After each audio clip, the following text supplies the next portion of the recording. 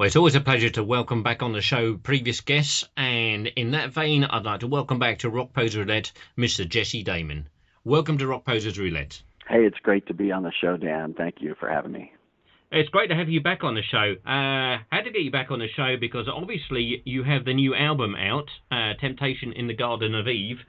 You started the show with I Need You Forever last week, and I'll tell you what, I'm absolutely loving it. Thank you very much. I was hoping to hear that. Yeah, the new album has got me excited. I really love the way it turned out.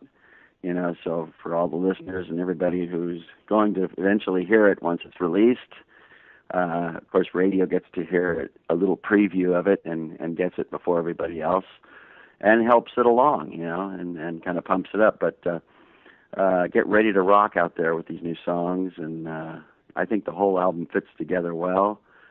The storylines and my lyrics, as well as the material coming across, is solid and strong, and the production quality Paul Sabug delivered is consistently, is fantastic and evident throughout the entire CD. Oh, it's absolutely. I mean, as you say, the production that Paul has done on the album is absolutely superb. It's always a disappointment with albums when the material's excellent and yet for some reason the production on it is absolutely terrible, but certainly not in this case. I already had an inkling I was probably going to like it anyway, having already spoken to yourself and spoken to, of course, another gentleman who's on the album, which is, of course, Mr. Eric Ragnow. Oh, yes. Well, Eric, he's been a good friend for a long time, and we both, followed each other's career, and we go to lunch here. We both live in Los Angeles, and once in a while we'll do lunch together and catch up. And he knew I was going to be doing a new record, a new album, and said, "God, Jesse, I'd love to be a part of it." I said, "Absolutely, I'll have you guest on it." So I planned on having him on a song, maybe a couple songs. And after hearing him, once I chose the song and sent it to him, he gave it back, and it just went superb. I just thought, wow, this is killer. So I talked with Paul about it, and he agreed. He said, we got to get him on the rest of the album. And so, I hired him on, and he wanted to do it. So, fortunately for me, he likes my songwriting, and I think, the two combinations of our styles marry well together in performing and recording. So, well, I say Eric and I have a sort of a standing joke that it's easier to name the albums that Eric isn't on, to be honest. Very well. But no, he does fit in the album really, really well. It has to be said, I notice an awful lot of Silent Rage influences on the album as well, which is certainly not a bad thing in my book. Well, I've been getting a lot of questions about, how do you go about writing a solo album as opposed to a Silent Rage album, and what are the differences and all that. Well, everyone has to remember I am in Silent Rage. I'm the voice of Silent Rage, and I'm a driving force in the songwriting. So it's going to have an influence and sound a bit like Silent Rage. There are differences in things I do, especially content and lyric-wise, as well as some of the stylistic chordal changes at times when I write for Silent Rage, because that's a band, and we're coming across as a band. We have a message as a band. That's not to say we're limiting ourselves in material, what we write about, but it is a viewpoint from a band.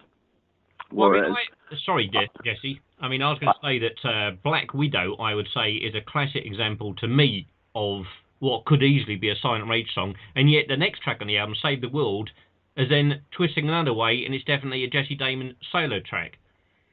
Well, that's great. I think that versatility is, it's a good thing for me as a songwriter to be able to, fit things in and still have a certain song be open for other avenues and other applications. So well, I think that's a plus. Sorry, I'll interrupt you again. I do apologise. That's okay. Speaking of Silent Rage, I mean, is there going to be another Silent Rage album coming up? I know you were muttering about it the last time we spoke. You know, I can't completely confirm it right this moment, but you know, as I just got through with another interview, and someone asked me, "Does Silent Rage still exist?" And of course, I said, "Yes, Silent Rage will always exist, and we don't plan going anywhere. We might have slowed down on our schedule on how many live dates we play, as Sure. well as how many hours we put out, but." Just last weekend we performed, and it was right. a private event, but we got up and sat in and did a few songs, and it gave us time to get together, and we're always catching up a bit, but we're always talking business too. We trade off right now in the last I'd say the last year, although we see each other, we write individually and share demos. So Mark will send me a couple new ideas he has, and vice versa. So we have a lot on our plate. We're playing. As for playing live, we're going to be playing the Rock Harvest in Baltimore, Maryland, which is a charity for fallen blue police officers who fell outside the line of duty. We felt that was a great cause and a great thing to be a part of. It's a 3-day festival, over 40 bands in 3 days. Wow. Great melodic fest and metal fest. Half of it is dedicated to metal fans, and half is dedicated to melodic and hard rock fans. So we're looking forward to that. We also have a few dates next year that we're negotiating and talking about, a few more fests, big ones. And it's our 25th anniversary for the release of Don't Touch Me There next year. Oh, 25. So wow. Undoubtedly, that's a big, mark within the history of us, and we're going to want to, do something special. And I mean, we are talking about going in and recording some. So it all has to come across and nurture itself, and and finding if you want to go after a record deal, sometimes you can do it in the forefront and get a budget in place and get a record company behind you. Sometimes it goes where we do demos and we do it on our own, and then eventually sell a finished product. But the industry's changed so much that absolutely. And besides that, our lives and schedules have changed so Indeed. much that it must be pretty scary. Sometimes I was going to say sometimes events dictate what can open a door. And for me at this point, I'm hoping that Temptation in the Garden of Eve can open some doors and show people that I love to songwrite, I love to perform, and I'm still going strong. So I was just going to say that it must be fairly scary when you realize it is 25 years since that album came out. I mean, that is an album that I absolutely adore. I think I said to you before, it was the first Silent Rage album was actually playing in the car the night I first met my wife. So it has got a bit of a special spot in my heart. It has to be said. That's great. I'm glad to hear that, and I hear stories across the world like that. So it's a great thing to know that we generated that. Whether it touched a heart or started a relationship or whatever. Don't Touch Me There was a great special album and a great time in our life, and the experience. You just cherish it. So yeah, I think as a material wise, that was one of the strongest albums, if not the for me in my life. But I think this new album, Temptation, is not necessarily rivaling it, but it's probably my best since then.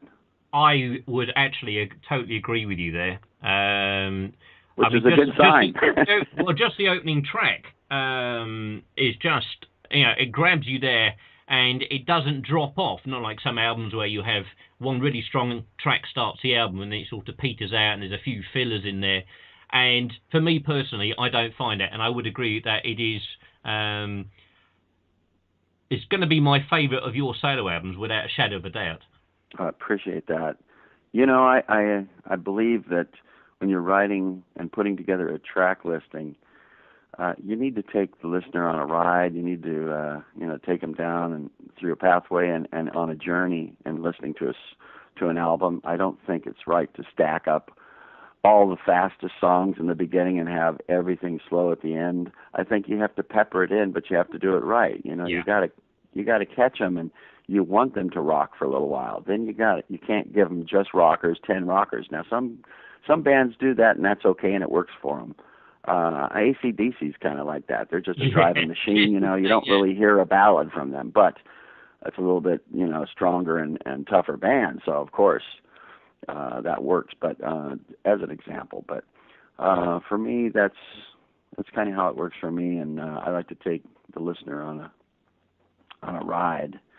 So, one thing, but I wasn't limiting myself this time around in adding, some ballads. I've got 3 ballads on it, and kind of a slower paced, which could almost act as a 4th ballad. So, I just, as I was going, the material was flowing, and I had to be true to what was coming out of me. So, and I thought they were all strong.